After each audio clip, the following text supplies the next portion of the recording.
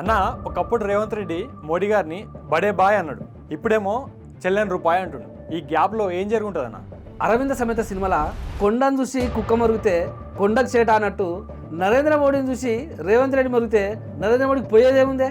వాళ్ళ కాంగ్రెస్ పార్టీలో సీనియర్ నాయకుడు పెద్దలు జానారెడ్డి గారు ఒక డైలాగ్, ఫేమస్ డైలాగ్ ఉంటుంది, టీ కప్లో తుఫాన్ లాగా అని చెప్పేసి అంటారు.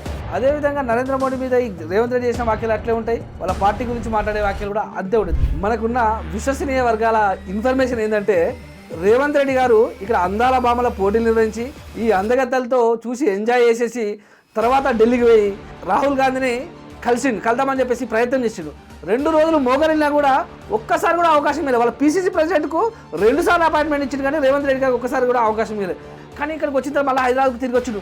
ఏమైందబ్బా అని ఆలోచించుకుంటే మనకు తెలిసిన సమాచారం ఏంటంటే అక్కడ అతను చుట్టూ ఉన్నటువంటి అనుచరులు ఏమైతే చెప్పిరో, నువ్వు ఇక్కడ 2 రోజులు మంచిగా అందాల భావంతో అందగతలతో ఎంజాయ్ చేసిపోతావు, కానీ ఆయన బ్యాచులర్, ఆయన రాహుల్ గాంధీ, మన నాయకుడు రాహుల్ గాంధీ బ్యాచులర్, ఆయన ఒక్కరోజు తీసుకొచ్చి అయిపోతుండే కదా, అందుకోసం ఎందుకు అపాయింట్మెంట్ అని చెప్పేసి వాళ్ళందరూ చెప్పారు. అరే దీన్ని ఎట్లా కవర్ చేసుకోవాలి, ఏం చేసుకోవాలని చెప్పేసి నరేంద్ర మోడీ తిడతారని నన్ను దగ్గర తీసుకుంటారేమో అని చెప్పేసి నరేంద్ర మోడీ మీద చివాట్లు అవాట్లు పేలిండు రేవంత్ రెడ్డి.